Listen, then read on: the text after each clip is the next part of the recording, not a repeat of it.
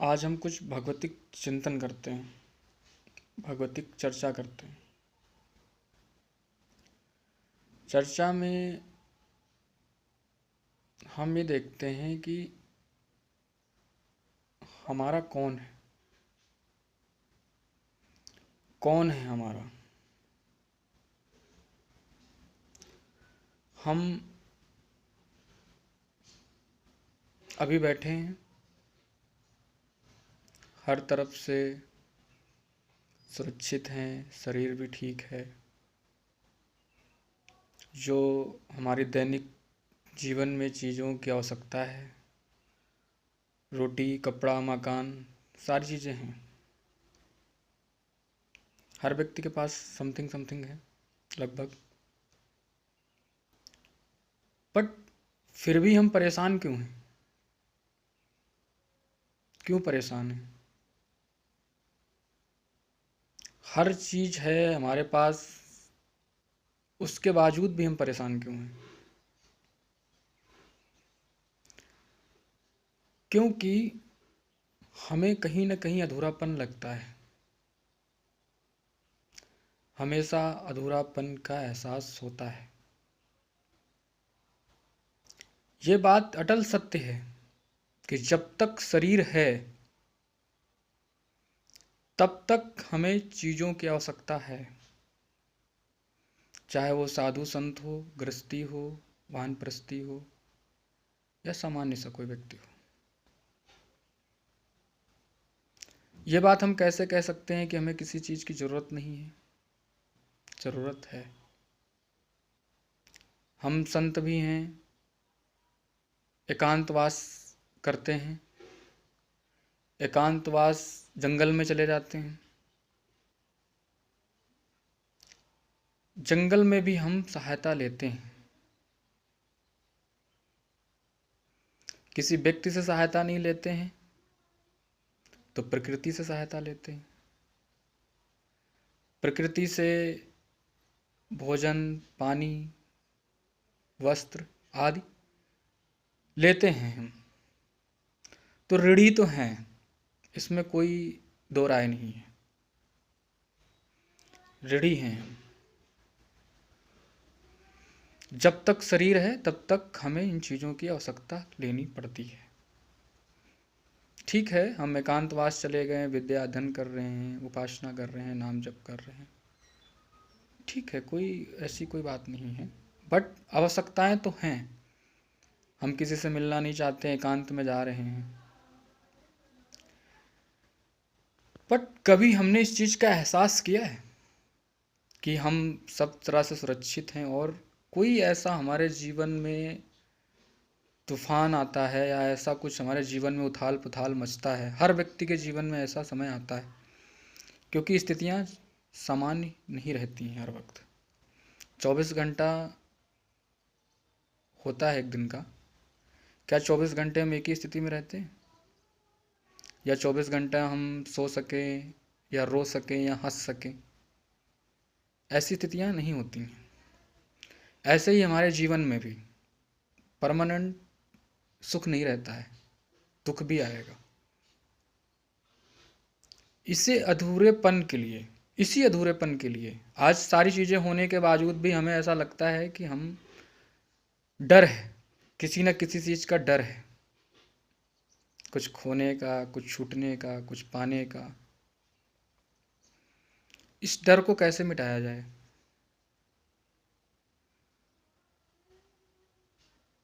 इस डर को कैसे मिटाया जाए? देखो, जब आप एक चीज़ दिमाग में सेट कर लो कि जो है ईश्वर के सिवा हमारा कोई नहीं है,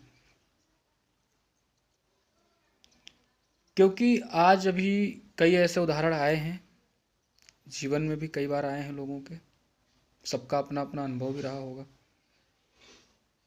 कोरोना आया था। इस कोरोना में अपने ही परिजन, जिनसे हमें बहुत मोह, अपने सगे संबंधी, भाई बहन, माता पिता, जो भी हमारे अपने ही लोग हमसे दूर जा रहे थे। कि भाई इस व्यक्ति से दूर रहो, इसको कोरोना हो गया या क्वारंटाइन हो गया, ऐसा हुआ। बट उस स्थिति में हम को एहसास करना चाहिए कि सुख में सुमिरन सब करें, दुख में सुमिरन सब करें, सुख में करे न कोय, और जो सुख में सुमिरन करें तो दुख काहे होए। ठीक है। जब हमारे जीवन में दुख आया, ईश्वर ने हमें समझाने के लिए दुख भी भेजा, और कई बार ऐसा होता है हमारे जीवन में, बट शायद हम इस जो परमानेंट सत्ता है इसको समझ नहीं पाते।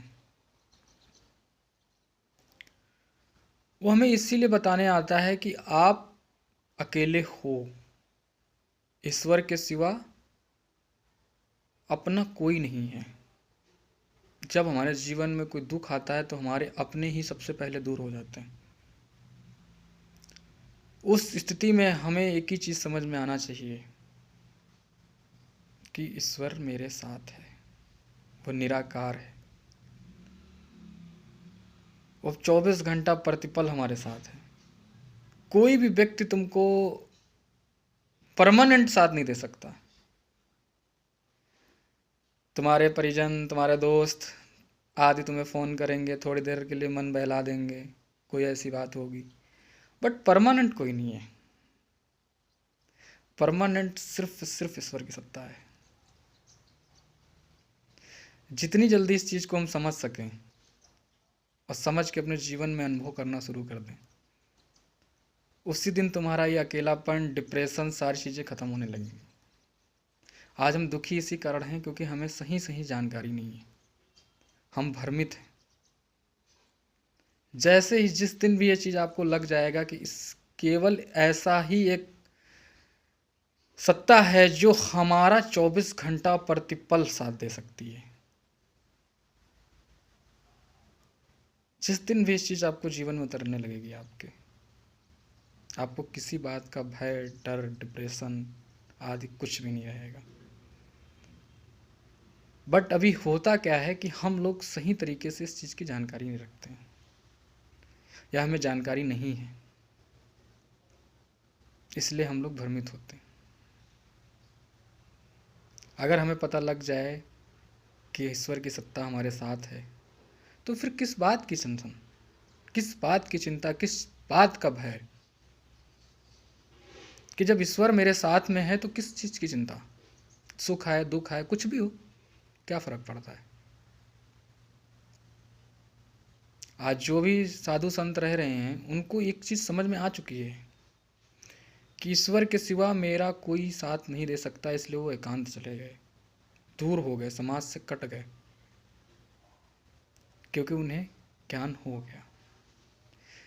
हम ये नहीं कहते कि आप अपना घर परिवार छोड़ दें, कहीं भी ऐसा सब कुछ भी नहीं। आप जहाँ भी हैं, जिस भी स्थिति में हैं, आप प्रतिपल एक चीज़ का अनुभव करने लगें कि ईश्वर सिर्फ मेरा है। हमें अनंत सुख अगर कोई दे सकता है तो ईश्वर की सत्ता दे सकता है।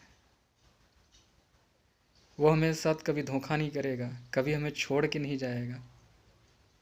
बाकी चीज़ें हमें छोड़ सकती हैं, स्वार्थ है। जब तक हम किसी काम लायक हैं तब तक वो हैं, जैसे ही काम लायक नहीं रहेंगे वो हमें छोड़ जाएंगे। बट मेरा ईश्वर ऐसा कभी नहीं करता। आप काम लायक हैं तब भी और नहीं हैं तब भी, क्योंकि शरीर की अवस्था होती है। हम कभी बचपन थे, जवान हुए, बूढ़े भी होंगे। हो सकता है जवानी में हम किसी के काम के हों, बुढ़ापे में हम किसी काम लायक नहीं।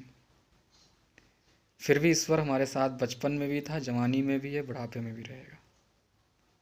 तो क्यों ना हम परमानेंट सत्ता को पकड़ें, जानें, कोशिश करें, जानने का प्रयास करें कि सब कुछ रहते हुए भी हम सुखी का आनंद ले सकें।